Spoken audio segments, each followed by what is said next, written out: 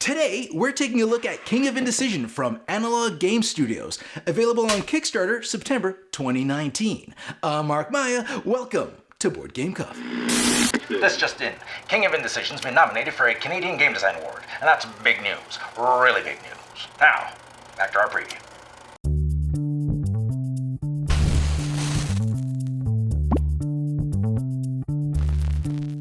Now, before we get started, you should know that the components seen in this video are still in their prototype state. So, with that said, let's continue.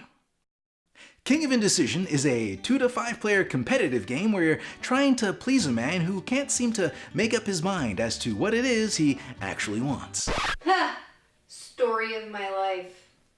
As I was saying, his royal indecisiveness can't seem to make up his mind, so his wants keep flip-flopping from one thing to the next. And it's up to you, as a noble of this bountiful kingdom, to stay in the king's favor and make sure he gets what he wants when he wants it. So if the king wants a horse, get him a horse. If he wants a pelican, That's a peacock. get him a pelican. Peacock!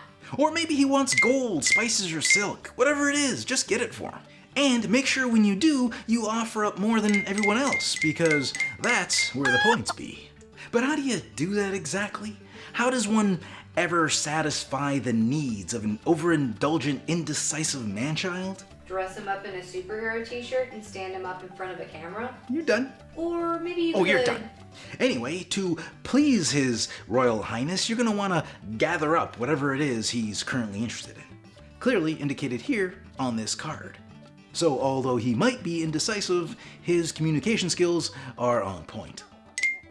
Wouldn't it be nice if in the real world people just walked around wearing signs of what it was they actually wanted? Life would be so much easier. Oh, in King of Indecision, players take turns moving their workers around the board, collecting goods to add to their pile of things. Now, if any of these things are the thing the king is currently seeking, you can use one of your actions to offer them up by placing them on this card here. And at the end of the round, the player who offered up the most of whatever it is the king desires gets the most points. So, let's say, for example, that this is round 2, and the king here is demanding pelicans. That's a peacock. Now, the player with the most pelicans Peacocks! will earn themselves 5 points, and the player with the second most will earn themselves 3 points. Now, the amount of points you earn is dependent on the round you are currently in. So, let's say that you're looking down on the board and you're wondering, where in the kingdom am I ever gonna find a pelican? Do you even know what a pelican looks like? Well, worry not. If at any point you don't see what you're looking for, or maybe you do, but it's too far to get there before someone else does, you can use one of your available actions to explore a new tile. And if you're lucky, you might just find the pelican you're looking for. There's something seriously wrong with you. Hey!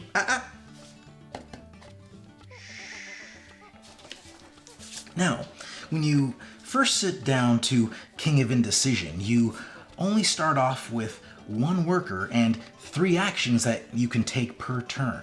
And the actions available are explore, move, collect, trade, make an offering, and hire a new worker. And you can divide these actions however you please amongst your worker people. And by sacrificing all your actions for a turn, you'll be able to recruit another worker, although you don't unlock any additional actions. Not yet, anyway. But when you hire your 3rd worker, you unlock a 4th action. So now you can take 4 actions per turn, and you're able to divide those 4 actions amongst your worker people however your little heart desires. As long as those desires mean getting the king whatever it is the king wants. If you ever find yourself with a stockpile of items that the king isn't requesting, or maybe he did request it at some point but now you're too late to the party, you do have a couple of options. First, you can hoard all those items and hope that they line up with the king's next desired desirable. Then when they do, you pounce on the offering card like an overzealous Santa Claus. Or you can trade those items in at the market for something that he currently wants. But if you do neither of those, you'll still get points for all the extra stuff you have lying around. Did I mention wheat? You see, the king will never ask for wheat. Why? We'll never know. Maybe he has a gluten allergy, or maybe he's just watching his figure. But whatever the reasons may be, he doesn't want it, so why should you? Well, first of all, wheat is the easiest thing to collect since you get 3 of them every time you do.